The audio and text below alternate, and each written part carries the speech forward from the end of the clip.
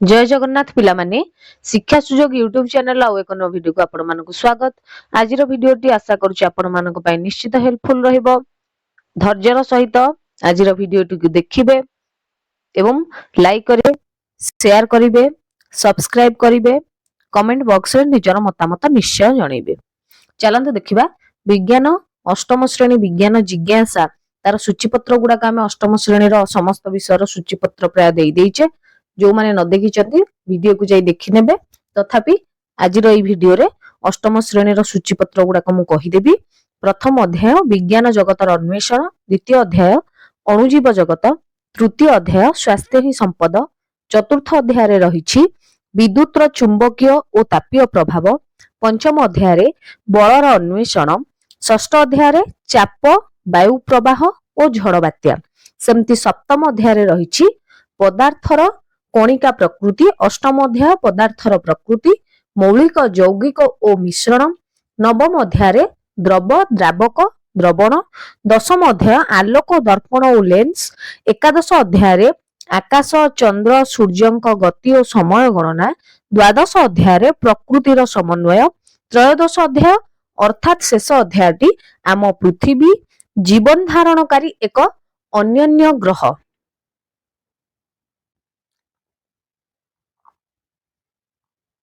पिले माने प्रथम विषयटी आमर रहिछि विज्ञान जगतर अन्वेषण, अनुसंधान और चिंतन।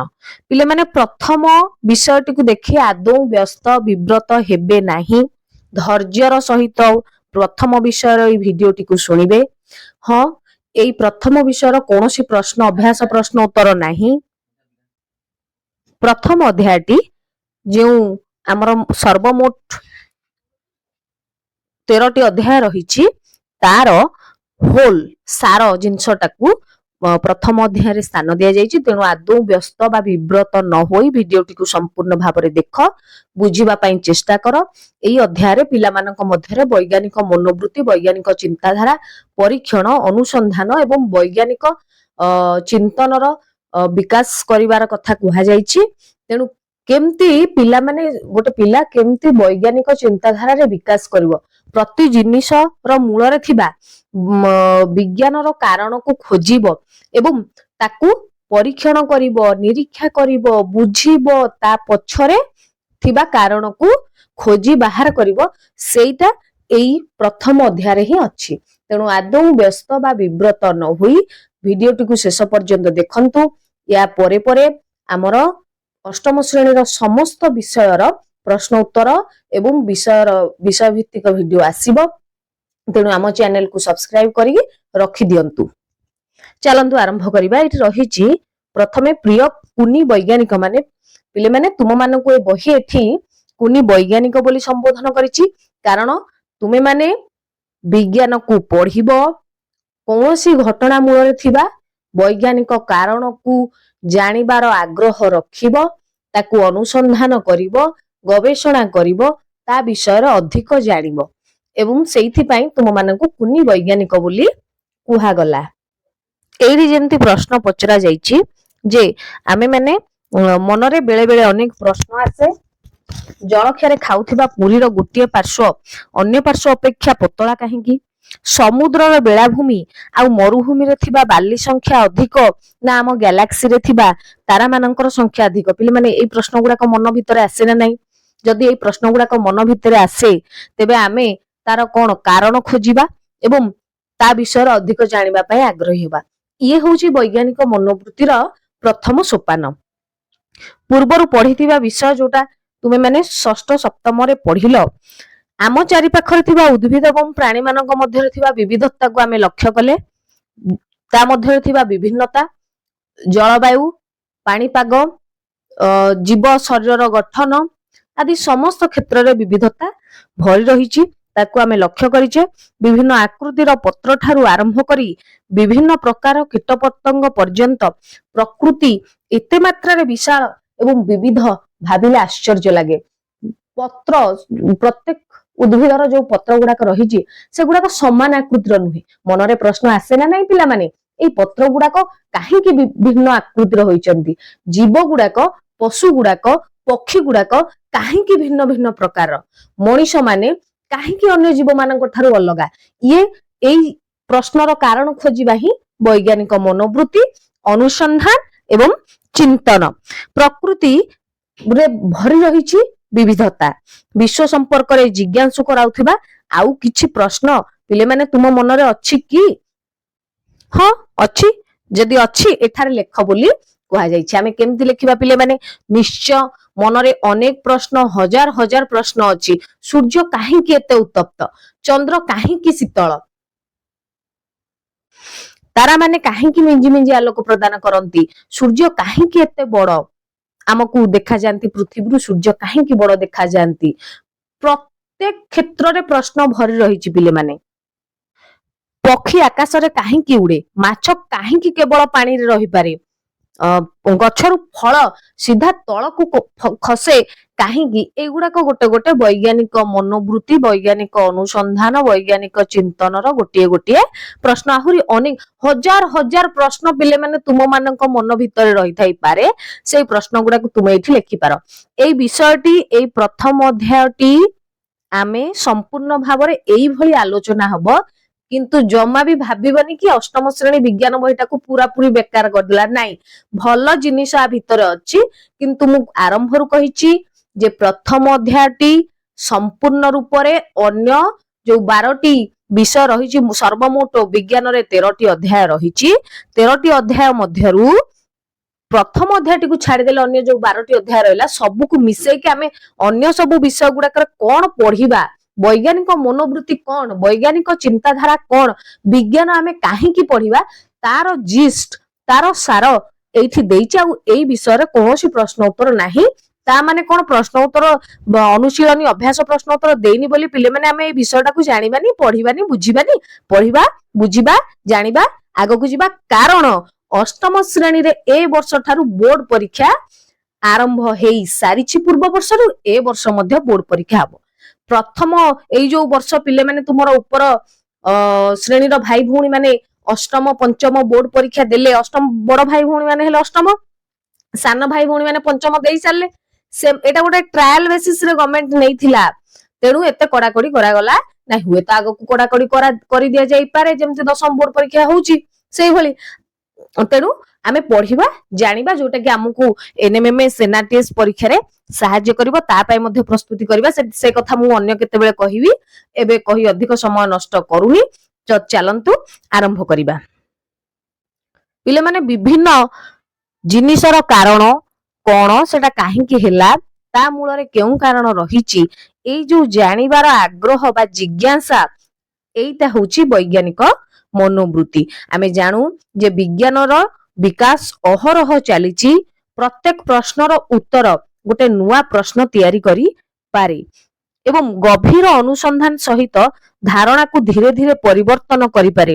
ବର୍ତ୍ତମାନ ଅଷ୍ଟମ ଶ୍ରେଣୀରେ ପରବର୍ତ୍ତୀ ପଦକ୍ଷେପ ସ୍ୱରୂପ ବିଜ୍ଞାନ ଜଗତର ଅଧିକ ଅନ୍ୱେଷଣ କରି ଜାଣିପାରିବା ଯେ ବିସ୍ମୟ ଏବଂ ବିବର୍ତ୍ତନ ହିଁ ଏକତ୍ରିତ ଭାବରେ ଏକାଠି ବିଜ୍ଞାନର କାର୍ଯ୍ୟକାରିତାକୁ ଓ ବିକାଶର ଆଧାର।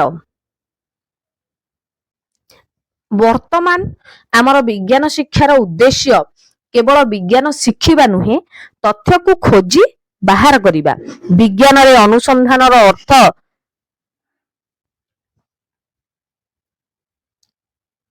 କିଛି ଦେଖିବା ଏବଂ ତତ୍ ସମ୍ପର୍କିତ ସରଳ ପ୍ରଶ୍ନ ପଚାରିବାରେ ସୀମିତ ହେଇକି ନାହିଁ, ବରଂ ସୁଚିନ୍ତିତ ଭାବରେ ପ୍ରଶ୍ନ ପଚାରିବା ଏବଂ ପ୍ରଶ୍ନ ଗୁଡିକର ଉତ୍ତର ଦେବା ପାଇଁ ସରଳ ପରୀକ୍ଷଣ କରିବାର ଉପାୟ ପ୍ରସ୍ତୁତ କରିବା। ପିଲାମାନେ, ଏଇ ପରୀକ୍ଷଣ କେବଳ ବିଜ୍ଞାନଗାରରେ କରାଯିବ ତା ନୁହେଁ। ଏଇ ପରୀକ୍ଷଣ ଯେକୌଣସି ସ୍ଥାନରେ, ଏପରିକି ଆମର ରୋଷେଇ ଘରେ ମଧ୍ୟ ଆମେ ଏଇ ପରୀକ୍ଷଣଟା କରାଯାଇ। ପିଲାମାନେ, ଏଇଠି ଦେଖିନିଅ ଗୋଟେ ଚିତ୍ର ରହିଛି। ଏଟା କି ଚିତ୍ର ରହିଛି?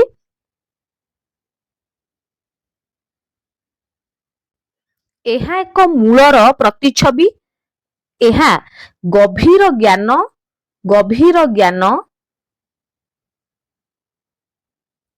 ଏବଂ ଦୃଢ ଭିତ୍ତିଭୂମିର ପ୍ରତୀକ। ଗଭୀର ଜ୍ଞାନକୁ ଏଇ ପ୍ରତିଛବିଟା ଆମକୁ ଦେଖଉଛି ଗଭୀର ଜ୍ଞାନ ଏବଂ ଦୃଢ ଭିତ୍ତିଭୂମିର ପ୍ରତୀକ। ଏହା ଆମକୁ ଆମର ପରିବେଶ, ପରମ୍ପରା, ସାଂସ୍କୃତିକ ଓ ପ୍ରାକୃତିକ ଐତିହ୍ୟ ସହିତ ଯୋଡ଼ିକି ରଖିଥାଏ। ପିଲାମାନେ ଏଇ ପଟ ଚିତ୍ରରେ ଦେଖିନିଅ, ଆମେ ଏକ ଗୁଡ଼ି, ଉଡ଼ନ୍ତା ଗୁଡ଼ିର ଚିତ୍ର ଦେଖୁଛେ, ଆକାଶରେ ଉଡୁଥିବା ଗୋଟେ ଗୁଡ଼ିର ଚିତ୍ର ଦେଖୁଛେ। ଏଇଟା ଆମ ମାନଙ୍କୁ ଜଣାଇ ଦିଏ ଯେ ଅଜଣାକୁ ଅନୁସନ୍ଧାନ କରିବାକୁ ହେଲେ ଜିଜ୍ଞାସାର ସହ ଉପରକୁ ଉଡ଼ିବାକୁ ପଡିବ। ଏକାଠି ଏଇ ଦୁଇଟି ପ୍ରତୀକ ପ୍ରଥମରେ ଦେଖିଥିଲେ କଣ ନା ଗୋଟେ ମୂଳ ଏବଂ ଏଟା ହଉଛି ଗୋଟେ ଗୁଡ଼ି। ଗୁଡ଼ି ଏବଂ ମୂଳ ଆମକୁ ପ୍ରକୃତ ପର୍ଯ୍ୟବେକ୍ଷଣ କରିବାକୁ ଉତ୍ସାହିତ କରିବ, ଯାହା ଆମର ଧାରଣା ଗୁଡ଼ିକୁ ନୂତନ ଦିଗନ୍ତ ଆଡକୁ ଯିବାକୁ ମାର୍ଗ ଦେଖେଇବ।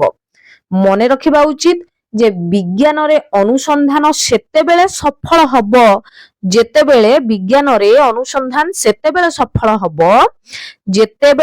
ଆମେ ମାନେ ସ୍ୱାଧୀନ ଭାବରେ ସୃଜନଶୀଳ ଚିନ୍ତାଧାରା ସହିତ ସତର୍କ ପର୍ଯ୍ୟବେକ୍ଷଣ କରିବା। ଆମକୁ ଗୁରୁଜୀ ବତେଇ ଦେବେ, ଆମକୁ ଗୁରୁମା ବତେଇ ଦେବେ, ଲାବୋରେଟୋରୀରେ ଏଇ କାମ କର, ଏଇ କେମିକାଲ ଗୁଡ଼ିକୁ ଢାଳ, ଏତିକି ପରିମାଣରେ ଢାଳ, ତାହେଲେ ଯାଇକି ବିଜ୍ଞାନ ସଫଳ ହବ ନାହିଁ। ପିଲାମାନେ, ବିଜ୍ଞାନ ସେତେବେଳେ ସଫଳ ହବ ଯେତେବେଳେ ଆମେ ସ୍ୱାଧୀନ ଭାବରେ ସୃଜନଶୀଳ କ୍ରିଏଟିଭ ଥିଙ୍କିଂ ନେଇକି ପର୍ଯ୍ୟବେକ୍ଷଣ କରିବା, ତାର କାରଣ ଖୋଜିବା, ଅନ୍ୟମାନଙ୍କ ସହାୟତାରେ ତାର ସମାଧାନ କରି ନିର୍ଯାସରେ ପହଞ୍ଚିବା। ପିଲାମାନେ, ଏଇ ବର୍ଷ ଏଇ ଅଷ୍ଟମ ଶ୍ରେଣୀ ବିଜ୍ଞାନ ବହିର ଆମେ ଯୋଉ 13ଟା ଅଧ୍ୟାୟ ପଢିଲେ, ପ୍ରଥମ ଅଧ୍ୟାୟଟାକୁ ଛାଡ଼ିଦେଲେ ଅନ୍ୟ ଅଧ୍ୟାୟ ଗୁଡାକର ପାଠ ପଢିବା। ଏଇ ପ୍ରଥମ ଅଧ୍ୟାୟଟା ଓଭରାଲ ଜିନିଷକୁ ଦେଇଛି। ଏଇ ବର୍ଷ ଆମର ଅନୁସନ୍ଧାନକାରୀ ଦୁଃସାହସିକ କାର୍ଯ୍ୟ ସୂକ୍ଷ୍ମ ଜୀବାଣୁ, ଅତି ସୂକ୍ଷ୍ମ ଜୀବାଣୁଠୁ ଆରମ୍ଭ କରି ଗ୍ରହ ମାନଙ୍କର ସ୍ଥିତି ପର୍ଯ୍ୟନ୍ତ ପଢିବା। ଆରମ୍ଭର ପ୍ରଥମ ଅଧ୍ୟାୟଟା ଚାଲିଗଲା ପରେ ଦ୍ୱିତୀୟ ଅଧ୍ୟାୟ ହଉଛି ଅଣୁଜୀବ ଜଗତ, ଆଉ ଶେଷ ଅଧ୍ୟାୟଟା ହଉଛି ଗ୍ରହ ମାନଙ୍କ ବିଷୟରେ ରହିଛି। ତେଣୁ ଏଇଠି କୁହାଯାଇଛି ଯେ ଏଇ ବର୍ଷ ଆମର ଅନୁସନ୍ଧାନକାରୀ ଦୁଃସାହସିକ କାର୍ଯ୍ୟ ସୂକ୍ଷ୍ମ ଜୀବାଣୁଠୁ ଆରମ୍ଭ କରି ଗ୍ରହ ମାନଙ୍କର ସ୍ଥିତି ପର୍ଯ୍ୟନ୍ତ ବିଷୟରେ ଜାଣିବା। ଜଳର ଗୋଟେ କ୍ଷୁଦ୍ର କଣିକାର ପରୀକ୍ଷାରୁ ଆମେ ଏହା ଆରମ୍ଭ କରିବା। ଏଇ ଯୋଉ ଜଳର ଗୋଟେ ବୁନ୍ଦା, ପିଲାମାନେ ତୁମେ ମାନେ ଆଗରୁ ଶୁଣିଛ ନହେଲେ ଜାଣିଛ, ଏବେ ତ ବଡ ହେଲଣି, ସବୁ ସ୍କୁଲ ଗୁଡାକରେ ପ୍ରାୟତଃ ମାଇକ୍ରୋସ୍କୋପ ଥିବ, ନିଶ୍ଚୟ ତମେ ସ୍କୁଲ ଗୁଡାକରେ ଦେଖିବ। ଗୋଟେ ବୁନ୍ଦା ପାଣିରେ ଲକ୍ଷ ଲକ୍ଷ ଲୁକାୟିତ ଅଣୁଜୀବ ରହିଛନ୍ତି।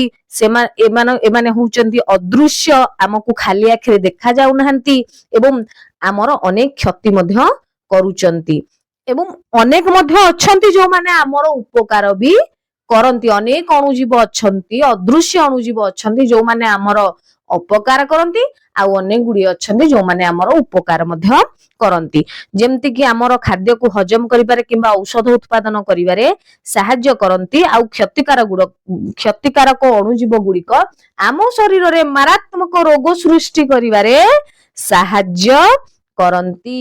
କିନ୍ତୁ ସୁସ୍ଥ ରହିବା ପାଇଁ ଆମ ଶରୀର ନିମିତ୍ତ ପିଲାମାନେ କଣ ଦରକାର ହେଇଥାଏ? କଣ ଖାଦ୍ୟ ବା କେଉଁ ସବୁ ଖାଦ୍ୟ ଗୁଡ଼ିକ ଖାଇଲେ ଆମେ ମାନେ ଏଇ ସଂକ୍ରମଣ ରୁ ରକ୍ଷା ପାଇପାରିବା, ଏଇ ସଂକ୍ରମଣ ସହିତ ଲଢି ପାରିବା? କଣ ଖାଇବା ପିଲାମାନେ? ପୁଷ୍ଟିକର ଖାଦ୍ୟ ଖାଇବା, ନିୟମିତ ବ୍ୟାୟାମ କରିବା, ଔଷଧ ଏବଂ ଟୀକା। ପିଲାମାନେ, ଟୀକା କଣ ନା ଗୋଟେ କଥାରେ ଅଛି, ପ୍ରିଭେନ୍ସନ ଇଜ ବେଟର ଦାନ କ୍ୟୁର।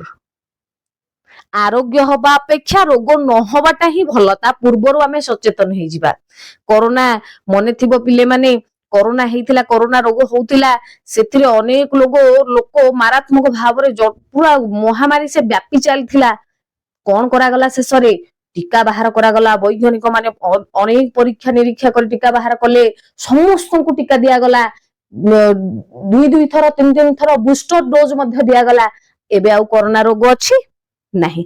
ପୂର୍ବରୁ ହଉଥିବା ମିଳିମିଳା, ହାଡ ଫୁଟି, ଯକ୍ଷ୍ମା, ପୋଲିଓ ଭଳି ମହାମାରୀ ରୋଗ ଗୁଡାକ ଏବେ ଆଉ ନାହିଁ। ତାମାନେ କଣ ରୋଗ ଗୁଡା ହଉନି? ହଉଛି, କିନ୍ତୁ ଆମେ ସଚେତନ ହବା, ଠିକ ସମୟରେ ଟୀକା ନବା ଦ୍ଵାରା ସେ ରୋଗ ଆଉ ହେବ ନାହିଁ। ଆମ ଶରୀରରେ ସେଇ ରୋଗ ପ୍ରତିରୋଧକ ଶକ୍ତି ବୃଦ୍ଧି ପାଇବା ଏବଂ ଆମେ ସେ ରୋଗରେ ପୀଡିତ ହେବା ନାହିଁ। ତେଣୁ ଆମକୁ ସୁସ୍ଥ ରଖିବାକୁ ହେଲେ, ଆମ ଶରୀରକୁ ସୁସ୍ଥ ରଖିବାକୁ ହେଲେ, ଆମେ ଯଦି ସୁସ୍ଥ ଏବଂ ନିରାମୟ ଜୀବନ ଯାପନ କରିବାକୁ ଚାହୁଁଛେ ତେବେ ଆମେ ପୁଷ୍ଟିକର ଖାଦ୍ୟ ଖାଇବା, ବ୍ୟାୟାମ କରିବା, ଔଷଧ ସେବନ କରିବା, ଟୀକା ଯୋଉ ସମୟରେ ଯେଉଁ ଟୀକା ଦିଆଯାଉଛି ତାହା ନେବା, ତାହେଲେ ଆମେ ସୁସ୍ଥ ରହିପାରିବା, ସଂକ୍ରମଣରୁ ରକ୍ଷା ପାଇପାରିବା। କିନ୍ତୁ ଏଇଟା ତ ହଉଛି ଆରମ୍ଭ। ଆଜିର ଦୁନିଆରେ ବିଜ୍ଞାନ ଆମର ଜୀବନକୁ ଉନ୍ନତ କରିବାରେ ଏକ ମୁଖ୍ୟ ଭୂମିକା ଗ୍ରହଣ କରିଛି। ନିଶ୍ଚିତ ଆମର ଜୀବନକୁ ସହଜ କରିଦେଇଛି ବିଜ୍ଞାନ। ଉଦାହରଣ ସ୍ୱରୂପ ଆମର ଜୀବନକୁ ସହଜ କରିବା ପାଇଁ ଅନେକ ଉପାୟରେ ବିଦ୍ୟୁତକୁ ଆମେ ବ୍ୟବହାର କରୁଛେ। ଚିନ୍ତା କର, ବିଦ୍ୟୁତ ଆମ ପାଇଁ ବିଜ୍ଞାନ ଆମ ପାଇଁ ବରଦାନ। ପିଲାମାନେ, ବିଜ୍ଞାନ ଆମ ପାଇଁ ବରଦାନ। ଏଇ ବିଜ୍ଞାନର କୌଶଳ, ବିଜ୍ଞାନର ଉପଯୋଗ କରିକି ଆମେ କେତେ ସହଜ ଜୀବନ ଯାପନ କରୁଛେ। ଚିନ୍ତା କର ତ ପିଲାମାନେ, ଥରେ ସେଇ ଆଦି ମାନବ ବଣ ମଣିଷର ଜୀବନ ଯେତେବେଳେ କୌଣସି ସୁବିଧା ସୁଯୋଗ ନଥିଲା, କେତେ କଷ୍ଟ କରିବାକୁ ପଡୁଥିଲା, କିନ୍ତୁ ଏବେ ଆମେ ସହଜରେ ସୁବିଧାରେ ଯେ କୌଣସି ଜିନିଷ ହାସଲ କରିପାରୁଛେ। ବିଦ୍ୟୁତ ଅଛି ପିଲାମାନେ, ଯଦି ଗୋଟେ ଘଣ୍ଟା ଯଦି ବିଦ୍ୟୁତ ପ୍ରବାହ, ବିଦ୍ୟୁତ ସରାବରାହ ବନ୍ଦ କରିଯାଉଛି, ତାହେଲେ ଆମର କଣ କଣ ଅସୁବିଧା ହଉଛି ତମେ ନିଜେ ଅନୁଭବ କରିପାରୁଥିବ। ମୁଁ ଏତେ ବର୍ଣ୍ଣନା କରିବାକୁ ଯାଉନି। ଶିଳରେ ବାଟିବାକୁ ପଡୁଛି, ଓ କେତେ କଷ୍ଟ। ଲାଇନ ନାହିଁ, କେମିତି ଚାଲିବ? କରେଣ୍ଟ ଚାଲୁନି, ଏସି ଚାଲୁନି, ଫ୍ୟାନ ଚାଲୁନି, ଟିଭି ଚାଲୁନି, ଫୋନରେ ଡାଟା ଅଛି କିନ୍ତୁ ଫୋନ ଚାର୍ଜ ନାହିଁ, ଫୋନ ଚାଲି ପାରୁନି। କେତେ ଅସୁବିଧା ନାହିଁ। ଏଇଟା କାହାର ଦାନ? ଆମ ପାଇଁ ବିଜ୍ଞାନର ଅବଦାନ। ବିଦ୍ୟୁତ କଥା କୁହାଗଲା, ବିଦ୍ୟୁତ କୁ ବ୍ୟବହାର କରୁଛେ ଆମେ। ବୈଦ୍ୟୁତିକ ତାପନ ଆମକୁ ଉଷ୍ମ ରଖିବାରେ ସାହାଯ୍ୟ କରୁଛି ଏବଂ ବୈଦ୍ୟୁତିର ଯୋଉ ଶୀତଳତା ଗୁଣ ରହିଛି ସେଟା ଆମ ଶରୀରକୁ ଶୀତଳ। ଏବେ ତ ଗରମ ଦିନ ଆସିଛି, ଜାଣିପାରୁଥିବେ ବିଦ୍ୟୁତର କେତେ ମହାତ୍ମ୍ୟ ରହିଛି। ଆମର ରୁମ ହିଟର ଲଗେଇ ଦଉଛେ, ଶୀତ ହଉଛି ନା ନାଇଁ? ରୁମ ହିଟର ଲଗେଇ ଦଉଛେ, ପୁରା ଆରାମରେ ରହୁଛେ। ଯେତେବେଳେ ଶୀତ ଲାଗୁଛି, ଗରମ ହେଲା ଏସି ଲଗେଇଦେଲେ ଆରାମସେ ରହିଲେ, କୁଲର ଲଗେଇଦେଲେ, ପଙ୍ଖା ଲଗେଇଦେଲେ ଆରାମସେ ରହିଲେ, ନା ନାଇଁ? ତେଣୁ ବିଦ୍ୟୁତର ଏଇ ସବୁ ଗୁଣ, ବିଦ୍ୟୁତର ବୈଦ୍ୟୁତିକ ତାପନ ଆମକୁ ଉଷ୍ମ ରଖିବାରେ ସାହାଯ୍ୟ କରୁଛି। ତାର ଚୁମ୍ବକୀୟ ପ୍ରଭାବ, ବିଦ୍ୟୁତର ଚୁମ୍ବକୀୟ ପ୍ରଭାବ ମୋଟର ଓ ଯନ୍ତ୍ରପାତି ଗୁଡିକୁ କାର୍ଯ୍ୟ କରିବାରେ ସାହାଯ୍ୟ କରୁଛି। ଏଇ ଘଟଣା ଗୁଡିକ ମୌଳିକ ଭାବରେ ବଳ ଉପରେ ନିର୍ଭର କରୁଛି, ନା ନାଇଁ ପିଲାମାନେ? ବଳ କଣ କରେ? ବଳ ତିନିଟା ଜିନିଷ କରିପାରେ। ବଳ କଣ କରିପାରେ? ତିନିଟା ଜିନିଷ କରିପାରେ। ବସ୍ତୁର ଗତିକୁ ବୃଦ୍ଧି କରିପାରେ, ବସ୍ତୁର ଗତିକୁ ବୃଦ୍ଧି କରିପାରେ, ବସ୍ତୁର ଗତିର ବେଗ ହ୍ରାସ କରିପାରେ ଏବଂ ବସ୍ତୁର ଦିଗ ମଧ୍ୟ ବଦଳେଇ ଦେଇପାରେ। ପିଲାମାନେ, ବଳ ତାହା କରେନି କି? ବଳ ପ୍ରୟୋଗ କରିକି କ୍ରିକେଟ ଖେଳ ହଉଛି, ବଲଟାକୁ ମୁଁ ଅଟକେଇ ଦେଲି, ନା ନାଇଁ? ଉଡି ଉଡି ଜୋରରେ ଯାଉଥିଲା, ମୁଁ ତାକୁ କ୍ୟାଚ ଧରିଦେଲି, ସେ ଅଟକି ଗଲା। କ୍ୟାଚ ନ ଧରିଲି ବି ଧରିବା ପାଇଁ ଚେଷ୍ଟା କଲି, ସେ ଯେମିତି ଯାଉଥିଲା ସିକ୍ସ ହେଇଥାନ୍ତା, ଛକା ହେଇଥାନ୍ତା, ସେ ଆଉ ହେଲାନି। ମୁଁ ଅଟକେଇ ଦେଲି, ସେ ରହିଗଲା, ସେଇଠି ପଡିଗଲା। ନା, ତାକୁ ବଳର ଗତିଟାକୁ କମେଇ ଦେଲି, ବଳର ବେଗଟାକୁ ବଢେଇଲି, ଆଉ ଜୋରରେ ମାରିଦେଲି ଏବଂ ଦିଗ ମଧ୍ୟ ପରିବର୍ତ୍ତନ କଲି। ସିଧା ରାସ୍ତାରେ ସରଳ ରୈଖିକ ଗତିରେ ଗଡି ଗଡି ଆସୁଥିବା ଫୁଟବଲକୁ ମୁଁ ଗୋଡରେ ଗୋଟେ ମାରିଦେଲି, ସେ ତାର ଦିଗ ପରିବର୍ତ୍ତନ କରିକି ଅନ୍ୟ ଆଡେ ଚାଲିଗଲା। ବଳ ଗୁଡିକ ବିଷୟରେ ମଧ୍ୟ ଆମେ ପଢିବା ଏଇ ଅଷ୍ଟମ ଶ୍ରେଣୀ ବିଜ୍ଞାନ ବହିରେ। ପରବର୍ତ୍ତୀ ଅଧ୍ୟାୟ ଗୁଡିକରେ ବଳ ବିଷୟରେ ବୁଝିବା ଫଳରେ ଉପରକୁ ଫିଙ୍ଗା ଯାଉଥିବା ଗୋଟେ ବଲ ତଳକୁ ଫେରି ଆସୁଛି। କାହିଁକି ତଳକୁ ଫେରି ଆସୁଛି? ବ୍ରେକ୍ ଲଗେଇଦେଲା ପରେ କାର ହଉ, ସାଇକେଲ ହଉ, ମୋଟର ସାଇକେଲ ହଉ, କାହିଁକି ଏଗୁଡାକ ଅଟକି ଯାଉଛି? ଏହା ସହଜରେ ବ୍ୟାଖ୍ୟା କରିହବ। ଏହାର ପଛରେ ରହିଛି ବିଜ୍ଞାନ। ଆମକୁ ଚାପ ସମ୍ବନ୍ଧୀୟ ଧାରଣାକୁ ବୁଝେଇ ଦିଏ ଯେ ଏକ ବସ୍ତୁ ପୃଷ୍ଠ ଉପରେ ବଳ କିପରି ବିସ୍ତାରିତ ହୋଇ ପ୍ରଯୁକ୍ତ ହୁଏ। ବଳ ଏବଂ ଚାପ ସମ୍ବନ୍ଧରେ ଏହି ଧାରଣା ମଧ୍ୟ ବାୟୁ କିପରି ଗତି କରେ, ବାୟୁ କିପରି ଗତି କରେ, ବାୟୁ କିପରି ପ୍ରବାହିତ ହୁଏ। ଯେତେବେଳେ କୌଣସି ଅଞ୍ଚଳର ବାୟୁ ଉତ୍ତପ୍ତ ହୁଏ, ତାହା ହାଲକା ହୋଇ ଉପରକୁ ଉଠେ। ସେଇ ସ୍ଥାନକୁ ପୂରଣ କରିବାକୁ ଅନ୍ୟ ବା ଯୋଉ ଶୀତଳ ଅଞ୍ଚଳର ବାୟୁଟା ଏଇ ଅଞ୍ଚଳକୁ ପଳେଇ ଆସିବ। ପଳେଇ ଆସିଲା ପରେ କଣ ହବ? ବାୟୁ ପ୍ରବାହିତ ହେଲା, ନା ନାଇଁ? ବାୟୁ ପ୍ରବାହିତ ହେଲା। ବାୟୁ ଚାପରେ ଅଳ୍ପ ପାର୍ଥକ୍ୟ ମଧ୍ୟ, ବାୟୁ ଚାପରେ ଅଳ୍ପ ପାର୍ଥକ୍ୟ କିପରି ମୃଦୁ ପବନ କିମ୍ବା ଏକ ବୃହତ ପାର୍ଥକ୍ୟ।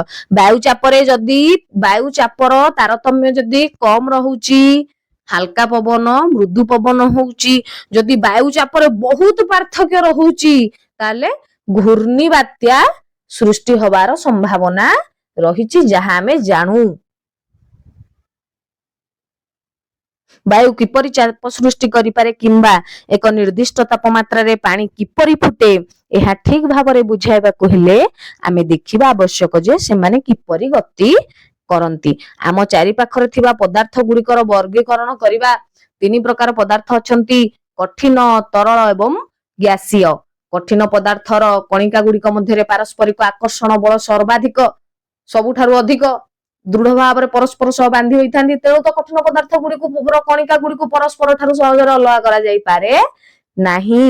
କିନ୍ତୁ ତରଳ ପଦାର୍ଥର କଣିକା ଗୁଡିକ ମଧ୍ୟରେ ଆକର୍ଷଣ ବଳ କଠିନ ପଦାର୍ଥ ଅପେକ୍ଷା କମ ଏବଂ ଗ୍ୟାସୀୟ ପଦାର୍ଥରେ ସବୁଠାରୁ କମ ଥାଏ। ସେଗୁଡାକ ବିଷୟରେ ଭଲ ଭାବରେ ପଢିବା।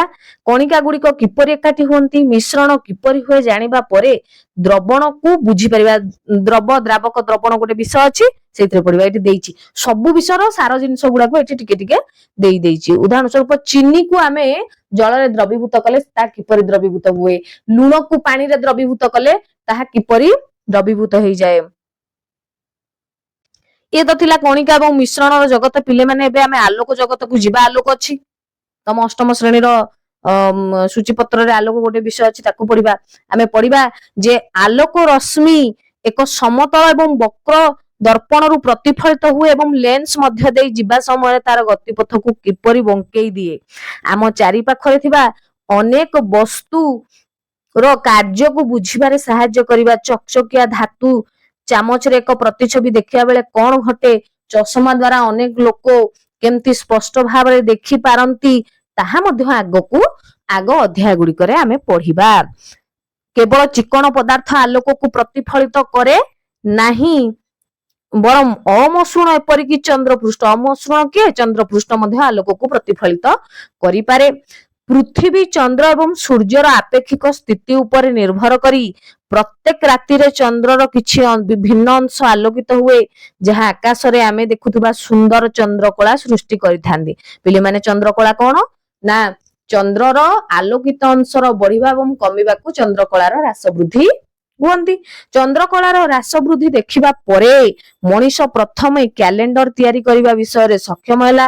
ସୂର୍ଯ୍ୟୋଦୟ, ସୂର୍ଯ୍ୟାସ୍ତ ଏବଂ ଚନ୍ଦ୍ରକଳାକୁ ଧ୍ୟାନର ସହ ପର୍ଯ୍ୟବେକ୍ଷଣ କରି ମଣିଷ ଏହି କ୍ୟାଲେଣ୍ଡର ତିଆରି କରିଛି। ଆମ ଗ୍ରହରେ ଥିବା ବସ୍ତୁ ଗୁଡିକର ଗତି ସହିତ ପୃଥିବୀରେ ଆମର ଦିନଚର୍ଯ୍ୟା ନିର୍ଣ୍ଣୟ କରୁଥିବା କ୍ୟାଲେଣ୍ଡର ସୁନ୍ଦର ହେଇଛି। ଏଟା କଣ ସତରେ ଆକର୍ଷଣୀୟ ନୁହେଁ କି? ଏଟା ସତରେ ବିଜ୍ଞାନର ଗୋଟେ ଚମତ୍କାରିତା ନୁହେଁ କି? କିନ୍ତୁ କ୍ୟାଲେଣ୍ଡର କେବଳ ସୂର୍ଯ୍ୟ ଏବଂ ଚନ୍ଦ୍ରର ଗତିବିଧି ସହିତ ଜଡିତ ନୁହେଁ, ପୃଥିବୀରେ ପ୍ରାଣୀ ଏବଂ ସେମାନଙ୍କ ପରିବେଶ ମଧ୍ୟରେ ଆହୁରି ଅନେକ ଆଶ୍ଚର୍ଯ୍ୟଜନକ ଏବଂ ଜଟିଳ ସମ୍ପର୍କ ରହିଛି। ଛୋଟ ଛୋଟ କୀଟ ପତଙ୍ଗ ଠାରୁ ଆରମ୍ଭ କରିକି ଯଦି ବଡ ଜୀବ ତିମି କଥା କହିବା, ଛୋଟିଆ ଘାସଠୁ ଆରମ୍ଭ କରି ବଡ ବଡ ଗଛ, ରେଡଉଡ୍ ନେଇକି ପିଲାମାନେ ରେଡଉଡ୍ ମହାଦ୍ରୁମ ବଡ ଗଛ ପର୍ଯ୍ୟନ୍ତ ପ୍ରତ୍ୟେକ ଜୀବ ଆମ ଗ୍ରହରେ ପରିସଂସ୍ଥା ଗଠନ କରୁଥିବା ବାୟୁ, ଜଳ, ସୂର୍ଯ୍ୟକିରଣ ଏବଂ ଅନ୍ୟାନ୍ୟ ଜୀବ ଉପରେ ନିର୍ଭରଶୀଳ। ସମସ୍ତେ ଛୋଟ ଠାରୁ ଆରମ୍ଭ କରି ବଡ ପର୍ଯ୍ୟନ୍ତ ଆମର ପରିସଂସ୍ଥା ଉପରେ ନିର୍ଭର କରନ୍ତି। ପରିସଂସ୍ଥା କଣ ତମେ ଷଷ୍ଠ ଶ୍ରେଣୀରେ ପଢିଛ। ଏଇ ବହିର ଶେଷ ଅଧ୍ୟାୟରେ ପିଲାମାନେ ଆମେ ପଢିବା ପୃଥିବୀକୁ ଜୀବନ ଉପଯୋଗୀ କରୁଥିବା କାରଣ ଗୁଡିକ ଏକାଠି କରି ବୁଝିବା ଏବଂ ଜାଣିପାରିବା ଯେ ପୃଥିବୀ ଜୀବ ରହିବା ପାଇଁ କାହିଁକି ଉପଯୋଗୀ। ସାଧାରଣ କଥାରେ ଆମେ କଣ ଜାଣନ୍ତିନି କି ମହାକାଶରେ ଆମର 8ଟି ଗ୍ରହ ରହିଛନ୍ତି, ବୁଧ, ଶୁକ୍ର, ପୃଥିବୀ, ମଙ୍ଗଳ, ବୃହସ୍ପତି, ଶନି, ୟୁରେନସ୍, ନେପଚୁନ୍। କିନ୍ତୁ ପୃଥିବୀ ଏକମାତ୍ର ଗ୍ରହ, ଅଦ୍ୱିତୀୟ ଗ୍ରହ, ଯାହାକି ଯେଉଁଥିରେ କି ଜୀବ ଜଗତ ସୃଷ୍ଟି ହୋଇ ପାରିଛନ୍ତି। ଜୀବ ଜଗତ ତିଷ୍ଠିବା ସମ୍ଭବ ଅନ୍ୟ କୌଣସି ଗ୍ରହରେ ତାହା ଆଜି ପର୍ଯ୍ୟନ୍ତ ସମ୍ଭବ ହୋଇନାହିଁ। ଏବଂ ଏଇ ବିଜ୍ଞାନ ବହିର ଏକ ଅଧ୍ୟାୟରେ ଆମେ ନିଶ୍ଚୟ ପଢିବା ଯେ କାହିଁକି ପୃଥିବୀରେ ଜୀବ ଜଗତ ସୃଷ୍ଟି ହେଇ ପାରିଛନ୍ତି। ପିଲାମାନେ ଗୋଟେ ସାଧା କଥାରେ କହିଲ କାହିଁକି ଜୀବ ଜଗତ ସୃଷ୍ଟି ହେଇଛନ୍ତି ପୃଥିବୀ ପୃଷ୍ଠରେ?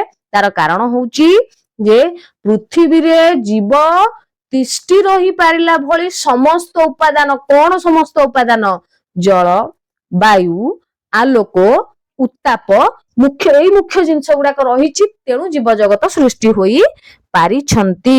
ଆଚ୍ଛା, ଆଉ ଟିକେ ଆଗକୁ ଯଦି ଯିବା ଦେଖିବା ପିଲାମାନେ କଣ ଆଗ ଅଧ୍ୟାୟ ଗୁଡାକୁ ଯଦି ଯିବା, ପୃଥିବୀ ସୂର୍ଯ୍ୟ ଠାରୁ ନିର୍ଦ୍ଦିଷ୍ଟ ଦୂରତାରେ ଅଛି।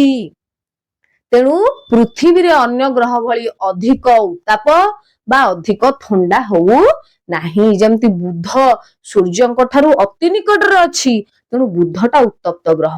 ପିଲାମାନେ ଚିନ୍ତା କର, ନେପଚୁନ ସୂର୍ଯ୍ୟଙ୍କ ଠାରୁ ବହୁତ ଦୂରରେ ଅଛି, ତେଣୁ ସେଟା ଗୋଟେ ଶୀତଳ ଗ୍ରହ, ବରଫମୟ ଗ୍ରହ। ସେଠି ଜୀବଜଗତ ତିଷ୍ଠିବା ଆଦୌ ସମ୍ଭବ ନୁହେଁ। କିନ୍ତୁ ପୃଥିବୀରେ ଶୀତ ହଉଛି, ଗରମ ବି ହଉଛି, କିନ୍ତୁ ବୁଧ ଏବଂ ନେପଚୁନ ପରି ନୁହେଁ।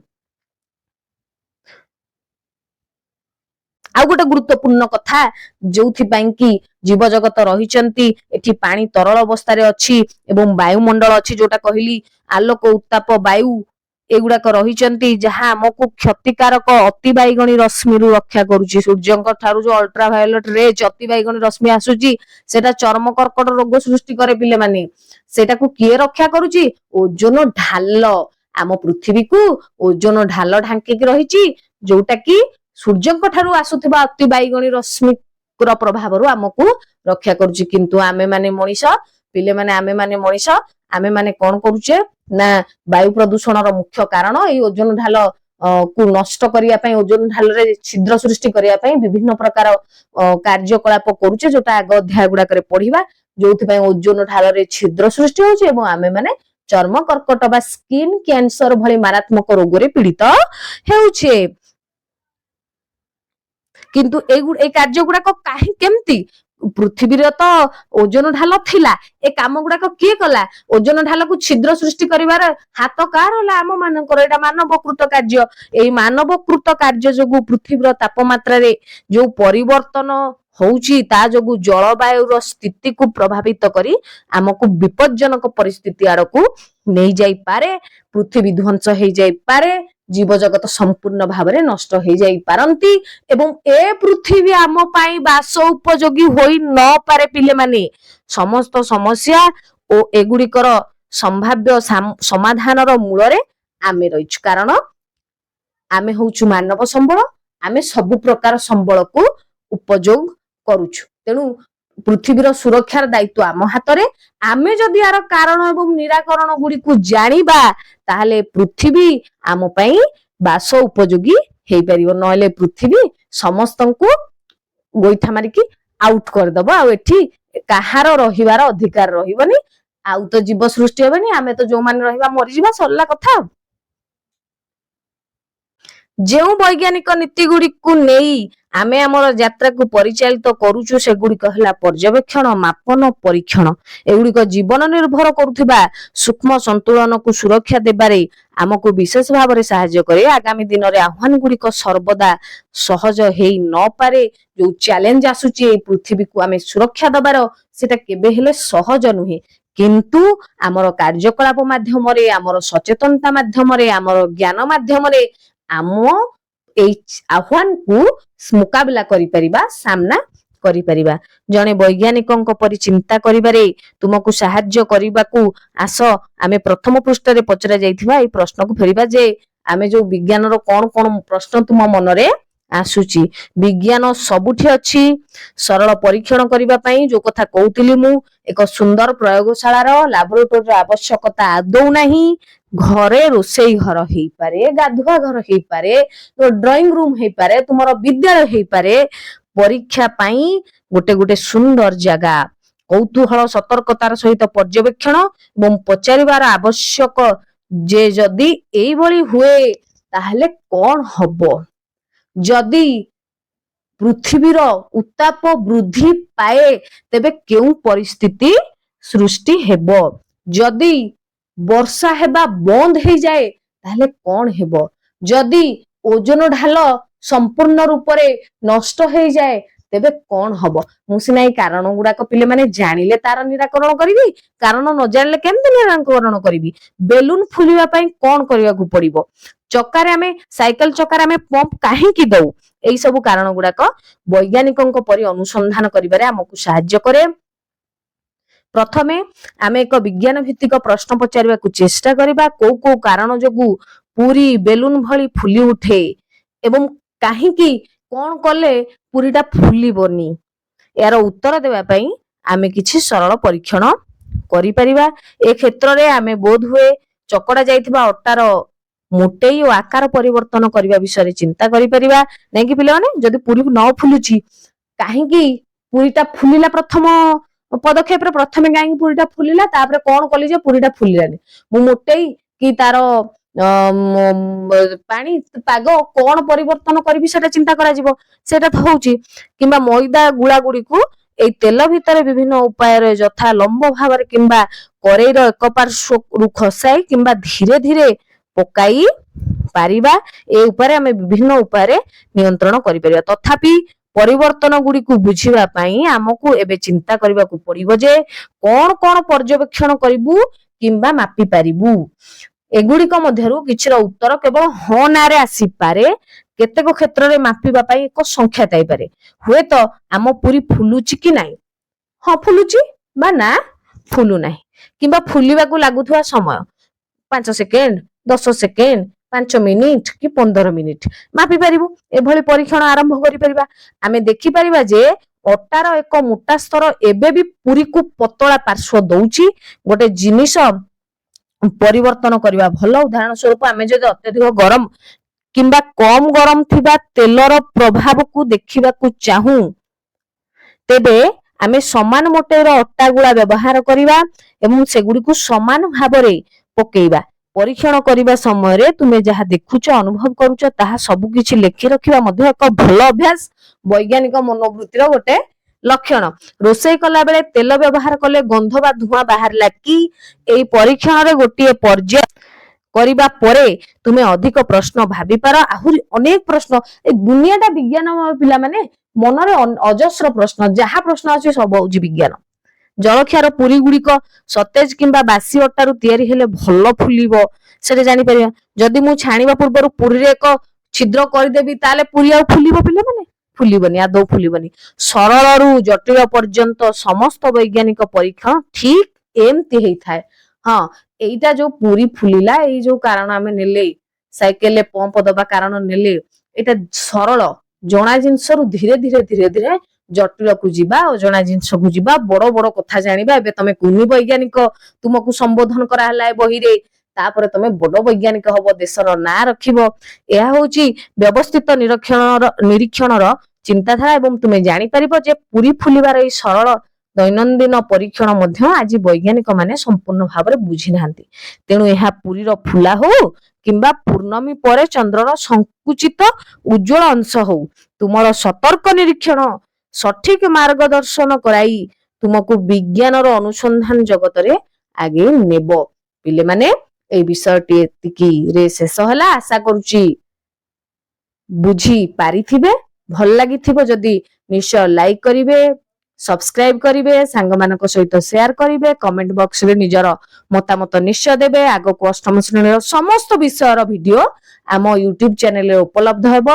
ତେଣୁ ହେଲ୍ପଫୁଲ ରହିବେ, ସବସ୍କ୍ରାଇବ କରିବେ। ରହୁଛି, ଧନ୍ୟବାଦ।